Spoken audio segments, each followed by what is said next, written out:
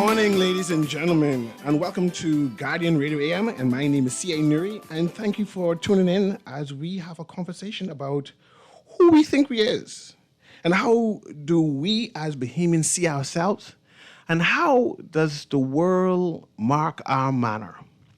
Today, I have a hodgepodge of information where I question whether Bahamians care how foreigners, the international, and I also question whether we understand what it is to be Bahamian. I think we are lost. I believe that we suffer from a delusion of grandeur. I think I said that right. I think that we do not know what is expected of us.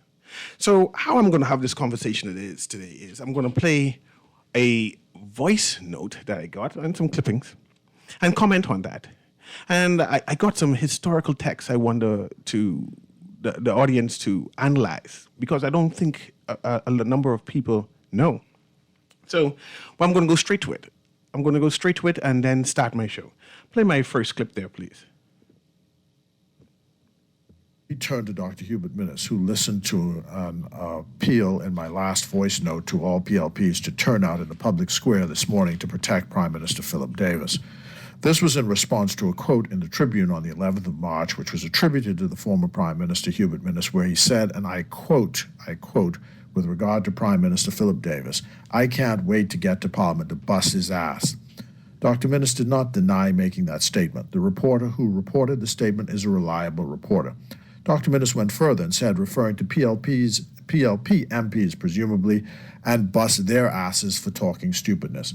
Now, like a little crybaby sour lime, in our days as children we used to say, like a little punk, Hubert Minnis has run to the Commissioner of Police to ask for protection because I asked PLPs to come to Parliament Square today to protect Prime Minister Philip Davis, who, as I remind you again, the former Prime Minister Hubert Minnis was threatened that today he will bust Mr. Davis's ass. I again appeal to PLPs to turn out in the public square, defend our Prime Minister Philip Davis. But isn't it interesting, though, how this man who had all that hard mouth when he was Prime Minister, all this crudeness now about whose ass he's going to bust, and suddenly is hiding behind the gown tails of the police force, sort of figuratively speaking. He ought to be ashamed of himself, but of course he has no shame. Dr. Minnis should resign from Parliament. He is utterly irrelevant. He is last year's news. This is Pintard and Cartwright's time, and he's trying to spoil the show. And, Dr. Minnis, I want to let you know, one monkey don't spoil no show. And not only one man, one woman could born a crazy child. And if you could play crazy, I could play crazy too. You had your chance as Prime Minister. You blew it. You said dumb things. You did dumb things. You ran the country into bankruptcy almost. You presided over locking up your political opponents. Your ministers were judicially condemned for interfering in the courts and the cases. The latest now is your witness, the star witness, wanted money to testify. All of that happened under your watch. You will pay in history and pay dearly for your stupidity, incompetence, meanness, hatred, and abuse of the Bahamian people. Instead of running to the police like the little tattletale punks and confessing your sins, Dr. Minnis, God is faithful and just and will forgive your sins. Until you have contrition and repentance, you will not have heaven as your home. Hell will be instead. God bless you. God bless the Commonwealth of the Bahamas, all of you. And it's still PLP all the way. I love it. I love it. One must love the Minister of Foreign Affairs and the chairman of the Progressive Liberal Party. I think the Fred Mitchell is the best chairman the PLP has ever had. And only person near to him would be the Honorable Bradley Roberts. But I want to analyze that. I want to know, how does the world mark our manner, right? I enjoyed the commentary by Mr. Mitchell, but I have some cousins. A number of my family members are PLP. No, let me explain what I mean. These are die-hard PLP who does turn out in the rain. When it rains, the crabs come crawling out.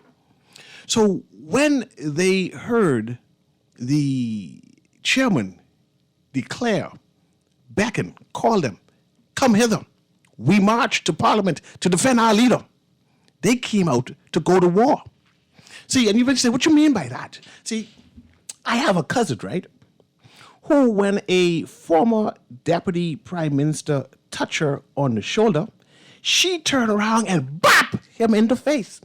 I was going to say what type of slap it was, but I'm not sure if it's appropriate for morning radio. But it was that type of backhand slap where you say, wow, was that called for? And all the Deputy Prime Minister said was, how are you doing today?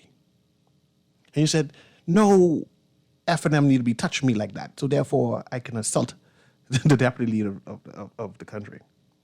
I have another cousin who is a union man, who in protests downtown, he busts a sitting Prime Minister in his head with peanuts. And he got there and doused him. Doused the Prime Minister. The Prime Minister was all stink up with bear. Click. So I want to put this, at least was a Bahamian bear. But he busted with peanuts. And I'm saying all that to say this. We live in a time where we must be careful with what we say. Right? You invite people to come down and say, come and defend our leader. You better expect my cousin to come. My cousins are females, a lot of female PLP people, right? So when she come to war. So I just want to mention that as we mark our manners, we got to be careful of what we say, right? I also want to mention that recently, a former prime minister was mentioned in another periodical, another newspaper, where they attributed to him some colorful words, said that, and I think it was a casual conversation he was having with this media personality, right? Where he said, I cannot wait to get to the House of Assembly because I plan to make the current Prime Minister and the ministers accountable. I'm not sure if you see what I did there. I didn't use the exact words that the former Prime Minister used. And I feel uncomfortable using such words because it's a lot of colorful words. But I can say this. In a figurative language, the newspaper reporter reported that the former Prime Minister said he plans to bust the current Prime Minister's hip. That didn't have to be mentioned in him because I understood what he meant, right? So I try to say, what was the reason for the colorful words? It seems as if personality who has an agenda that they plan to shame that former Prime Minister at every chance they get. And our former Prime Minister, he gives them that opportunity every time he get. Whatever he says, they plan to use it. But I said, when I'm thinking now with my theme, we need to be careful how the world marks our manner. I would say that the world have us as a joke. And we helping. And we laughing. We laughing with them saying, yeah, it's funny. But no, they laughing at us. But we don't care, no. We have a group of people and learned people, right, who should know better, who plans to say anything. In the 1970s, and I have it right here now, and I should have looked it up beforehand before I started talking, when another former prime minister, I wonder who was prime minister in 75, 76, he told the opposition MP that I will bust your hip. He didn't say hip again. He said another colorful word, but I feel uncomfortable using on the air. But the same words that this immediate former prime minister used, which that newspaper put A and put a star like we simple, like we don't know what they're saying. This former prime minister in 1975 told another member of parliament in the Honorable House, say that again and I'll come across this hall and bust you in the hip. You know what happened? That went viral. Well, the internet wasn't there, so viral is an appropriate word. But it went in every leading newspaper, but the Miami Herald, the New York Times, that the man responsible for independence in the Bahamas, the ones who were responsible for majority rule, the ones who said he's going to be fair, the one who just recently told and prosperity is happening, that either they bend or they break, just told a fellow parliamentary person that he plans to bust the hip as soon as he comes out of the house. And everybody waits outside to see if that's going to happen. See? We're giving people fuel to mark our manner. And they're laughing. And I don't like it. I don't like it. And as a person who like plenty jokes, I just saying that Perhaps we need to be more responsible, right? We don't need my cousins them coming out there and throwing peanuts at prime ministers and throwing bear on them. We don't need my other cousin to be hitting deputy prime ministers in the face with the media there. We don't need to have our first ladies to be attacked and spat upon when they go into registered vote. These things happen inside this Bahamas. And we need to get a foot and control these narratives before it becomes overwhelming, right? But I have another voice note I want to actually play, and we'll play that as the world marks our manner, as we try to find out how the world sees us, who we think we is. You know, I think we do more than what we presenting. But I ain't quite sure, because Bahamians look like they're content. They satisfy about how we perpetrate ourselves. But play another voice note. The board has selected as the next president Dr. Eric Rowland, an academic leader with 30 years of experience, who has successfully steered the process of accreditation at another higher education institution.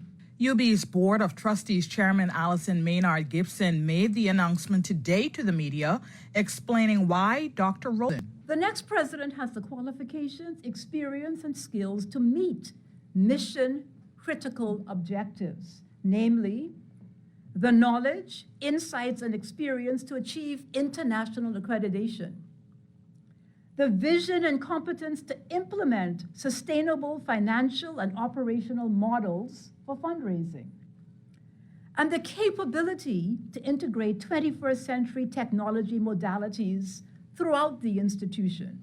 She said the selection of the new president comes at a seminal moment in the history of the institution as well as the country. There were 79 applicants for the post, which was narrowed down to a short list of semi-finalists. 3 emerged as front-runners, including Dr. Rowland, Sir Anthony Selden, and Dr. Ian Strawn. We asked Mrs. Maynard Gibson whether a Bahamian should fill the role. She answered this way. We focused on the 3 candidates that were the finalists. We scrupulously examined qualifications, examined the criteria that had been laid down by the university and community stakeholders, the profile that they wanted to have examined. And at the end of the day, Dr. Rowland was chosen. Now, as for current UB President Dr. Rodney Smith, Mrs. Maynard Gibson told the media that his tenure will conclude on the 31st of July and that he has already told the board that he will support a seamless transition in leadership. Reporting for our news, I'm Sasha Lightbourne. As this world marks our manner, how they see us, how we view ourselves, I must say, Bahamianization is dead.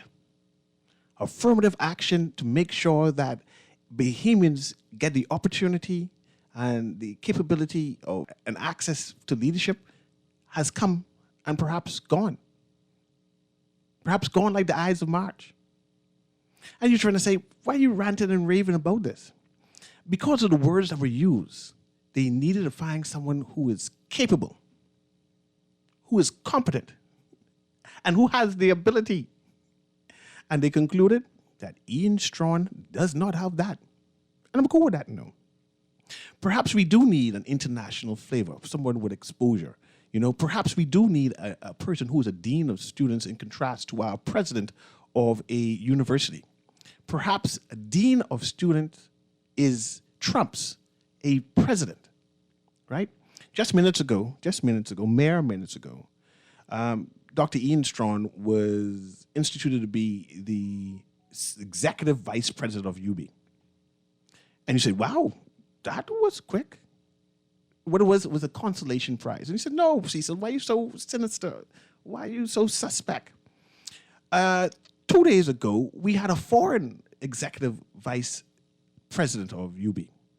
He was unceremoniously fired when people started 2 foreigners in the university. And one they just appointed, so one had to go. So I assume they give one the package. I can only assume. And say, boss, pressure tall.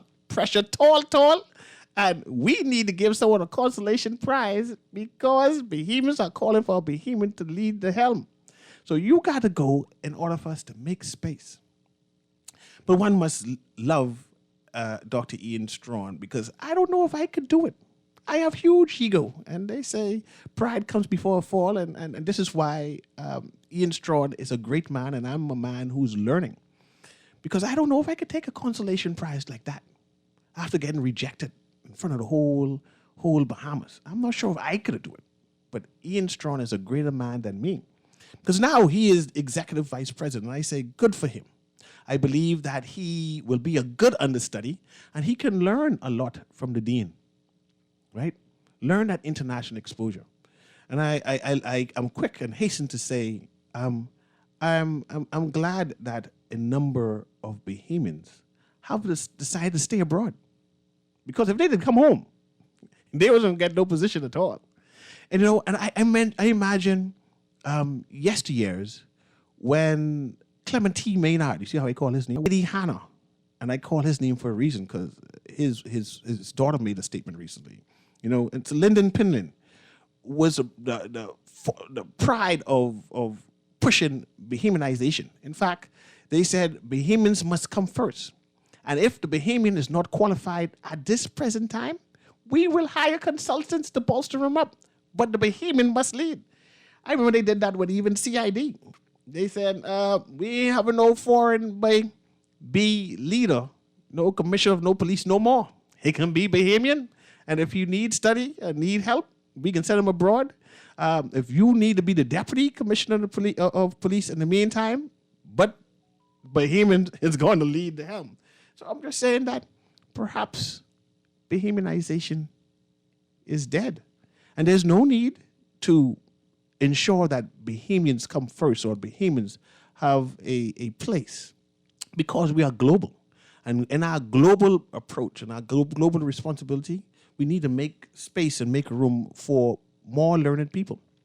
And I'm quick to say, before I forget, that I smiled at Glenys Hannah Martin, who will say, who is vexed.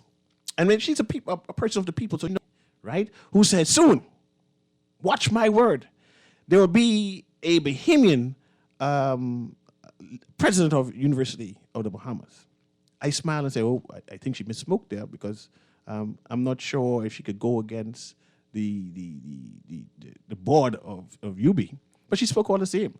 But then I empathize with her because she's the daughter of the father of Bahamianization, the one who refused to get knighted, who became Governor General.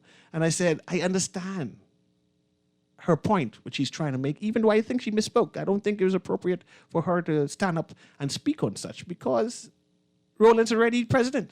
We can't make him feel unwanted. You know, you're free to express yourself, but as a member of parliament, you got to be careful of what you say. Even though historically and traditionally, our parliamentarians tend not to give a damn. They say whatever that comes to their mouth. You know, they're both sticky, right? Then there's the former prime minister of the FNM, who was quick to scold her, said, hey, I give them autonomy, and you shouldn't be saying these words. You know, it's wrong for you to say that. And I remember that this the same gentleman who removed the Removable Property Act, and now I can't afford no property in Harbour Island because of him, right? This is the gentleman who have yet to explain to us why people saying that he was allegedly a CIA agent spy. Well, I don't know if that's true, but at least he needs to address it. I see he wrote a new book. That should be a chapter. Is it true? I'm just asking. I don't think it's true, but there's a lot of people who swear to God that this may give information to the United States, right?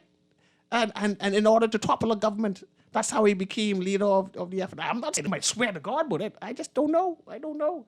But these are things he needs to answer. So when you reprimanding other parliamentarians, I want you to know that I ain't happy with you, Mr. Prime Minister, former Prime Minister. But the number today is 323-6232, 325-4316, 325-4259. You can always call me to join in on this conversation. right? I see nobody is calling it yet.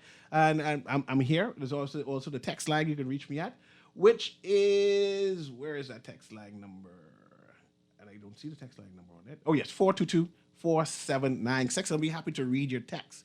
And I mentioned the American Embassy recently, right? Just a few seconds ago. And I want to say something. Recently, our Foreign Affairs Minister mentioned that the Bahamas support the Ukraine, that we object to the invasion by Russia, right? And he basically explained that we are persons who support democracy, the duly elected democracy, and that we believe that they need to negotiate, and we're not going to tolerate. You see what happens when you paraphrase. We're not going to tolerate countries invading other people's countries, right? I see he said that, and it was a strong statement, and I was appreciate that. And I said, well, boy, I know why we're dealing with these big elephant things. Let the big elephants fight because we're a small mouse, but I appreciate the foreign minister making his point clear. That was in early February.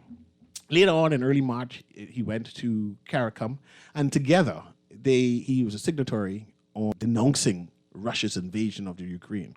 And I say, go there, Mr. Foreign Affairs Minister. He's doing a good job. And I see that he got a lot of flack from the media saying that he's speaking a lot of words, but he has yet to impose any sanctions against Russia. When I said sanctions, what sanctions are you talking about? Let the United States and Britain them do sanctions. We just follow suit, right? And then I see there was a whole write-up by another newspaper, and where they critiqued the life out of him, saying that he's all talk.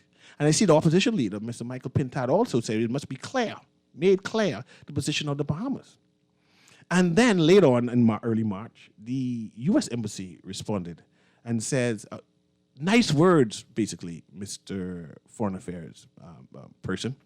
However, we need our allies, I like how they put that word, to be substantive in terms of sanctions. They said one of the things you could do, they recommend, is to limit our airspace from Russian planes. Okay, I say, okay.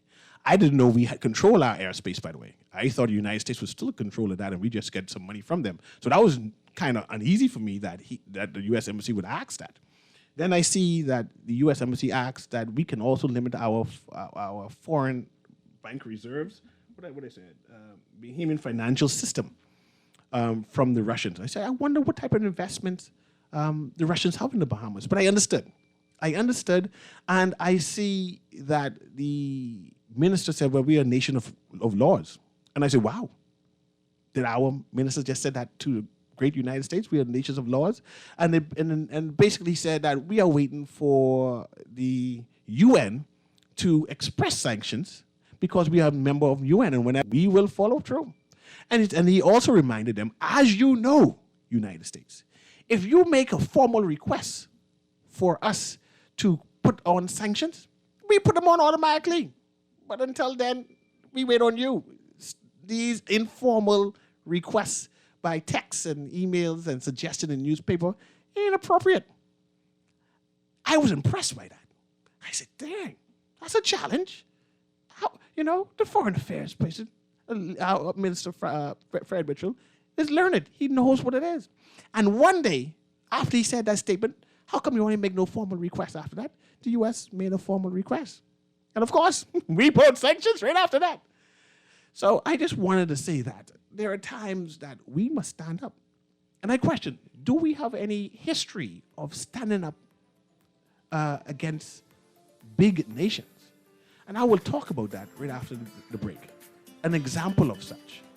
This is C.A. Nuri. This is Guardian Radio in the Morning. And I'm ranting about how do we see ourselves and how do other people see ourselves? Do they see us as a pra country that we have to just skip and hop as they speak? Or do they see us as a nation of laws and that we are nation? Stay tuned. I'll be right back after this commercial break.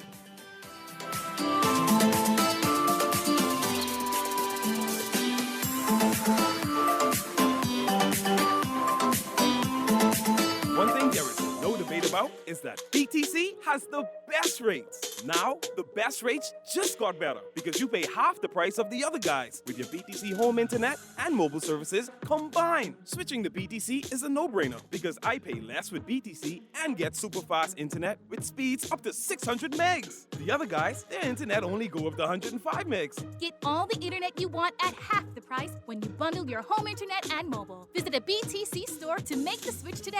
Conditions apply. Always on the go? Missed the show? You can now listen to Guardian Radio talk shows anytime, anywhere on Spotify and YouTube by searching Guardian Radio 96.9 FM or by entering the name of your favorite show. You can also listen by logging on to GuardianTalkRadio.com and clicking on the podcast tab.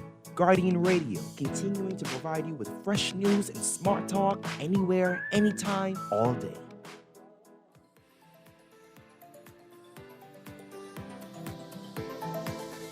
And welcome back to Guardian Radio AM. And I'm C.A. Nuri, and I'm holding on and having a discussion on about how we should view ourselves and how the world view us. On Friday, January 21st, 1972, the then finance minister, the Honorable Carlton Francis, was subjected to a humiliating and airport. And few Bahamians know this story. This is when Carlton Francis was a Bahamian American, was traveling on vacation, and on his return home, he was stopped and subjected to a search. And he objected and said, hey, note this, I have a diplomatic passport, and as the conventions go, I'm not subject to any type of search, right? Show me the dignity for the passport. The customs officers saw the passport and realized what it meant and say, hold on, let me call Washington. So they called Washington, and Washington checked the database and said, yeah, he's a dignitary. He's a dignitary, and he's subjected to the decorum of what dignitaries said. However, search him. That's what they said. Be care who he is. He's just Bahamian. Search him. So they searched him. And in the middle of the airport with his wife watching, the one customer would hold him down because there was a struggle. And the other customer officer loosed his pants, unbuckled his pants, and they groped him. They felt all of him up, and he was disgusted. He complained and he ranted and raved, and they had to hold him down for a minute. And he claimed that they held him in custody for 3 hours. The Americans said, no, that didn't happen. After they searched and saw nothing on him, they released him, and he just refused to go. But this is a reason why I'm telling this story. Carlton Francis, when he came home, when he came to Nassau International Airport, he was a minister of finance and also minister of education. They said at that present time he was the smartest Bahamian we had, and that he was a consultant to the then prime minister. He then customs authorities at the airport, and he told whoever was in charge that at this point, no Americans can come into the Bahamas. I'm not sure if you hear that. He banned every American from entering the Commonwealth of the Bahamas, right? And for about 3 to 4 hours, Nassau International Airport had about 400. This is 1975, by the way. So you need to understand how many flights had to be backed up to have 400 Americans cannot come into the Bahamas. They had to call all the way to Washington and complain and call the prime minister and say, hey, what's happening? What you mean Americans are not allowed to come into the Bahamas, right? So I found that interesting that we have a history of, mind you, we can't do that no more because, how can he act separate from cabinet and make these ultra-virus decisions? But I just found it entertaining that we have a history of defiance, right? Another history of defiance is, again, the prime minister's bend or break speech when Freeport in particular was an apartheid system, when the world recognized it as being a secondary United States, for lack of a better word. And the idea that a Sir Lyndon would come at a grand opening and make a speech that it needs to bend or break or they cannot be in the Bahamas. It's challenging. It challenged the system. In fact, that too went viral and went around the world. But I have a caller, I think. So we'll let the caller comment. I'm always happy to entertain a caller.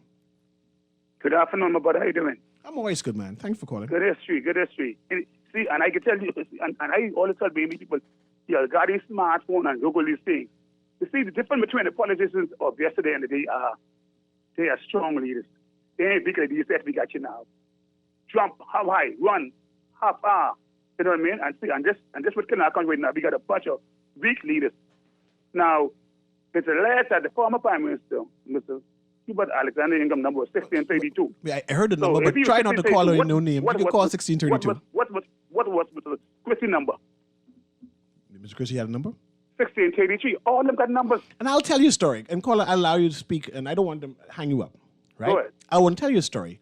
I heard a story that once upon a time, two leaders, I'm not calling any leader's name or saying that the story is factual, was approached and said, hey, I can make you leader of an opposition party, right? We just need to get rid of a corrupt government. And if you agree, we will facilitate you with information that will topple a government, right? There are two leaders there, coincidentally, and one leader said, I'd rather swim through vomit than agree to this, right? And walked off and said, I'll be independent. In fact, I returning. And the next leader said, perhaps I shall take you up on that offer and go and be leader of a party. I'm just saying that that's a story. I'm not saying how true it is, but that's a story that circulates. And hopefully in somebody's book that these things are mentioned. Yes. See, I know the history. And see a lot of people in this country like talk, they do no research, and they don't hang on elderly folks or people who feel, there's a guy by the name of Dr. Donaldson. He's still living. That man got wealth of knowledge. Try get him and put him on the show. He'll educate you and teach my brother. See, this country, we know the country grew up. You understand what I'm saying? Because a lot of these people get their money ill-gotten. And all of a sudden now they get all the money doing a bunch of folly stuff. Now they're in common society and playing like they so good in this. I mean, some people get the money through drugs. Some people get the money from murdering. Some people get money by stealing people things with the pen, stealing people land.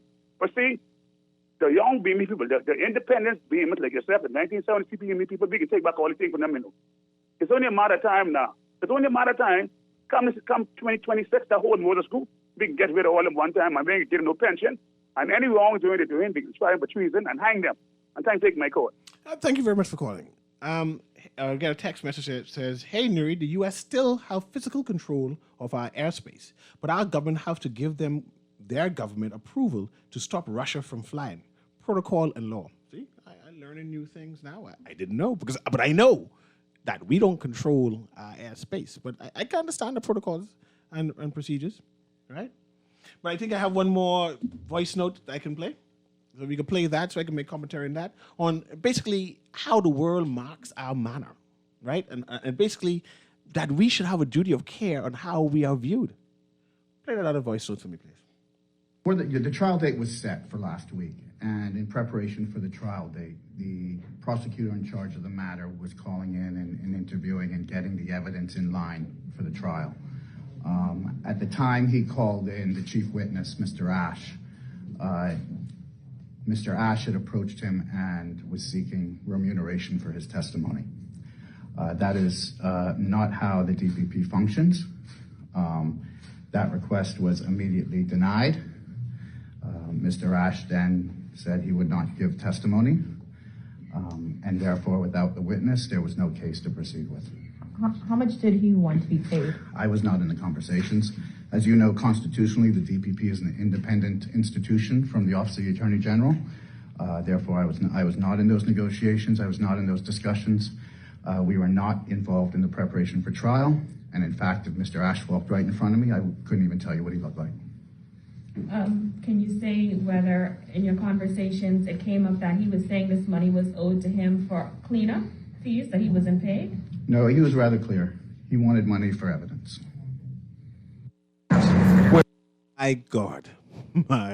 I'm not sure if the Bahamian people understand what the Attorney General said just now. This gentleman, Johnson Ash, who was in protective custody and had permission to have a concealed weapon, right? I'm not sure if they took those things away from him yet, said that he wanted money for his testimony.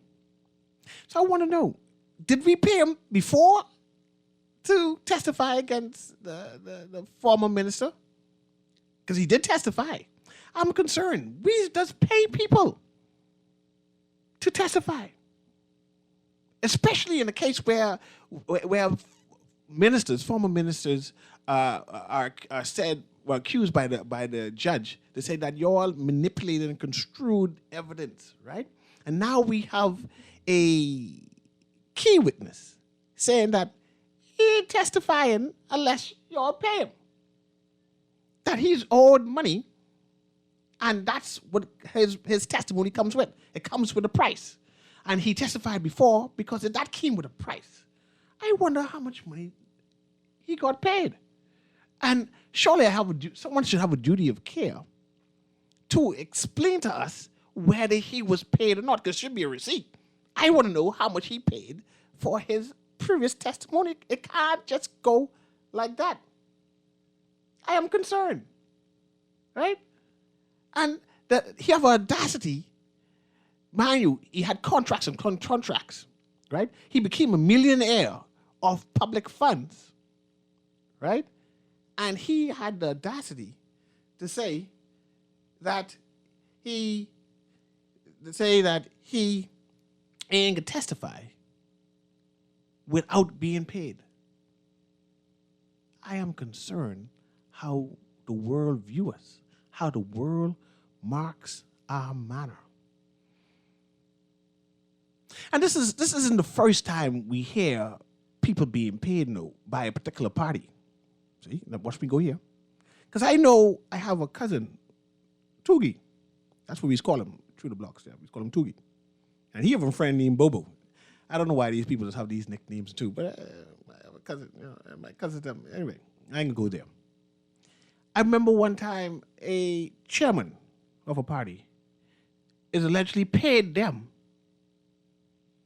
to testify that they were hired to kill somebody. I don't know who's confessed them kind of things, but their goal, they receive some money from a chairman, right? It's funny. When you analyze it, right? It's funny, right? That they paid them to testify to incriminate themselves, forgetting that they are party members. It just don't make sense. But it tells a tale. It tells a tale about the leadership of a particular party, because they don't make no sense. They always want to pay people, it seems, and it never works out.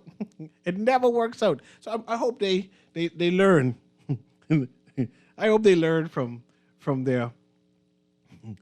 I hope they learn from their experience, right? I got a text said, homie, I hope the Guardian Radio is not paying me. Paid you. They surely are. But I just want to say that, right? If you wish to join in on this conversation and join in on talking about how the world views us, right? Talking about how we are not basically representing ourselves the best way possible. How our MPs, our members of parliament, has a duty of care or about what they say to us, right? I want you to join in. I say it's right now, it's 11:46. I have 15 minutes more to speak about this, and I would love for you to join me on the other end of the show. This is C.A. Nuri, and this is Guardian Radio in the AM.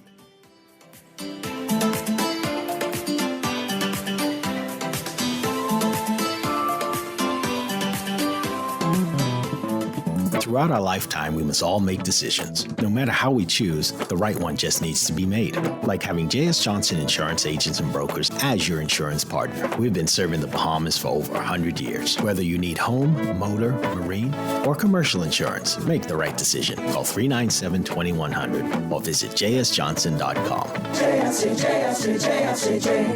Johnson Insurance. Peace of mind. The Water and Sewage Corporation advises the public, its customers, and the residents of Melbourne Road, Yellow Elder Gardens that the corporation will commence improvement work on March 16, 2022, for a duration of 6 weeks. During this period, there may be interruptions in the water supply, road closure, and detour around the work areas. Motorists are asked to avoid the area between the hours of 9 a.m. and 2 p.m. The corporation apologizes for any inconvenience caused and appreciates your support as they work to improve their level of service. This is Guardian Radio, your station for up-to-the-minute news, intelligent, interactive, and engaging conversation. 96.9 FM. Back to Guardian Radio. I'm C.A. Nuri, and I'm holding on, and we have some callers. So I'll let the first caller come in before I start talking about our royal visit. Isn't there some exciting things? Go ahead, caller. Caller, turn on your radio so I can hear you. Go ahead, sir. I can hear you. Go ahead, sir. Good afternoon, Mr. Nuri. Go ahead, sir. Hey, Sparky, how you doing? Hope you're having a good day. I'm having a great day, sir. I don't want to sit on this phone break, going through truth station break. Forgive me. I'm learning the system on how to know that I have a telephone call. So that's what it is. No problem. I understand how the studio works. I heard on an earlier show today, somebody mentioned that the Queen of England gets $6 million a year as a salary. Tell that person who said that this morning they have to really know history. The Queen was born in 1926 in the United Kingdom. Her name is Elizabeth II Regina. Her annual salary is £85,900,000 per annum. Monthly salary £7,158,000 per month. Weekly £1,651,000 per week, and £330,000 per day. Nowhere close, £6 million. That, Mr. Dury, is only her salary. Apart from that, she owns millions of dollars in real property. She doesn't pay any tax. She also has investments in shell oils of companies and investments in many businesses around the world, including Atlantis Hotels. You understand what I'm saying? I'm hearing you. And what I'm saying is, I heard people talking about whether the Bahamas should pay for the royal visit of the Prince William and his wife to come to the Bahamas. You can imagine what these people own compared to a country. And the Queen has been getting that salary from 1953 when she ascended the throne. You can imagine she's the richest person in the world, and her family inherits all the royal jewels, and everything she owns is passed down to Prince Charles and then to Prince Edward or Prince William. And I don't see why this government, or any government in the Bahamas, or any government in the Caribbean, should pay for the vacation bill. I don't care if it's one day, for a royal visit to come to this Bahamas. Again, thank you very much, Sparky. And allow me to respond to that, and I appreciate that. Unless you have another point you want to say. Good. Thank you very much. I have one more caller. Let me let this caller go on so I can respond. Go ahead, caller. Caller, you're on Guardian Radio? Yeah, I'm right here. Go ahead, sir.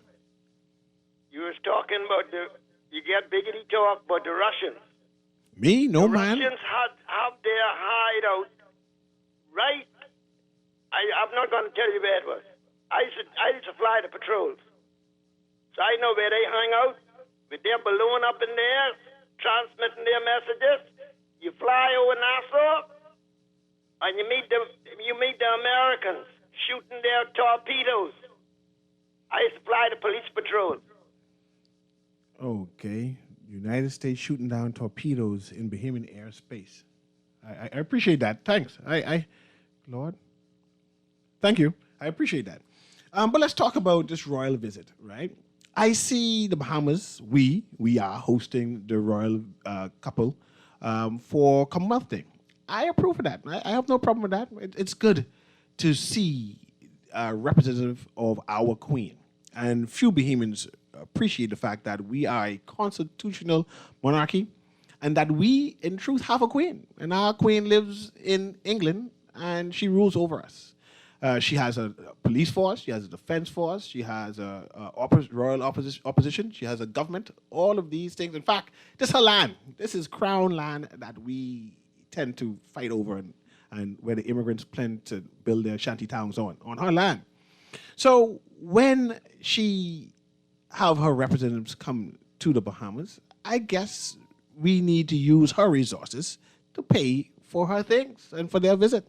So on that lookout, that that viewpoint, I guess it's okay to pay her. But I want to say this. We had experienced the worst hurricane in the world has ever experienced about 2 years ago. There are people in Abaco who are living in cars, well, that's Grand Bahama too, even Nassau, who are living in tents, who are living in shanties, right? There are people in the province, Abaco, Andros, all the islands, who are getting $100 a month for food because they're hurting, right? There are people who are still on long bread lines. There are people who are unemployed. And when you see that we are able to shell out money when our debt to GDP is 95%, you kind of get uneasy. You kind of get frustrated. You kind of get anxious and say, man, what our government doing? What our government doing? Clearly, we rich. And I say we rich. We're rich in contrast to Jamaica. Because I see Jamaica said they only paying for the security. But in the Bahamas, we paying for the housing, security, and whatever they want to eat. I just hoping that they don't eat big. I hope that they're able to enjoy a bamboo shack, that they're able to enjoy a fishing gricks. But if I got to pay for caviar, I can have a problem. You know, and I found out that we in the Bahamas, we import from Russia $40 million worth of whatever goods. I'm assuming that's caviar. But I have a caller. Go ahead, caller. Let me hear what you have to say. Hey, Neri, good morning, man. Good morning to you. Very interesting conversation this morning, especially the last sentiments that you gave where you spoke to the fact that what a lot of Bahamians still does not recognize or would not accept is that the Queen is still our Queen of this country. The independence aspect of it was started by Sir Lyndon. However, the only thing we got out of that whole process, to be honest, is the right to self-govern. But we still have her as our head of state. As you so rightfully said, all the properties and everything here is referred to as crown land. So in essence, you know, and then we're still part of the Commonwealth. So we're still part of the British monarchy, if you really want to put it in its proper context. You know, right now as it stands, everyone is in arms over the prince and the princess. Prince William and his wife coming for a royal visit. I mean, I personally don't have any beef over it. I think perhaps what we need to do is really look at how we are going to maximize, seeing that they're coming here, how can we as a country maximize their presence here in the country and try perhaps bargain for some other things that we feel that we do need as a country. Perhaps a new prison? On this one very final point before I lose my mindset, and that would be as far as the independence of this country is concerned, to me personally, it's a farce because we're not independent. Just as the majority rule, that's also a farce because the majority only rules during elections. But other than that, the Bahamians are still suffering as if we haven't even gone through that process. So they're just my things I just wanted to put out there. We have to really consider the direction of where this country is going because we are going nowhere fast. And that none of these parties, the PLP, neither the FNM, we are still stuck as if we are still in 1950 and 1960s. Thanks for taking my call. Thank you very much for calling. And I have 4 minutes, so let me make this quick. I do not know where the royal family will be staying. and I'm assuming it'll be in a gated community. And if it happens to be behind the gates, like Albany or Life Key, I believe they need to give the government a discount. We give too much concessions and tax breaks to these places where they got to be charging us full price. I deserve a discount, and I said nothing less than 50%. So if we have to pay for a villa for the royal family, $100,000 a day, I said drop it down to $50,000 a day, or we ain't paying. Or we got to be charging them some taxes, right? I want to talk about what's happening with these NGOs and how I thought Ms. Holowesco Carson was working for free. So I was surprised when I heard that she was getting $1,700 a month. I thought she was volunteering. And it makes me question who all else was being paid. And I also want to add this to the mix before I go. I know that the Honorable Brent Simonet was heading and orchestrating and the vaccination places, right? I want to know, was he being paid to make sure that it ran smoothly, that everyone got their vaccine? Because he did a good job. I mean, if you ask me if he deserved to be paid, yes. Give Mr. Simonet his $1,700 a week to orchestrate that. So I just wanted to mention that. I was surprised that she got paid. But this was Guardian Radio. I had a provocative and interesting time today, and we were talking about how the world sees us, right? And our responsibility as Bahamians. And I wanted to say that next year will be our 50th anniversary of independence, and we need to have a grand celebration. We need to showcase what we are and who we are. It cannot be routine as normal, right? I'm hoping that it'll be something grand and something I can be proud of. And all Bahamians need to come forward, black, white, Jews, Gentile, and help the Bahamas to celebrate. This has been Guardian Radio and AM. My name is C.A. Nuri, and thanks very much for listening.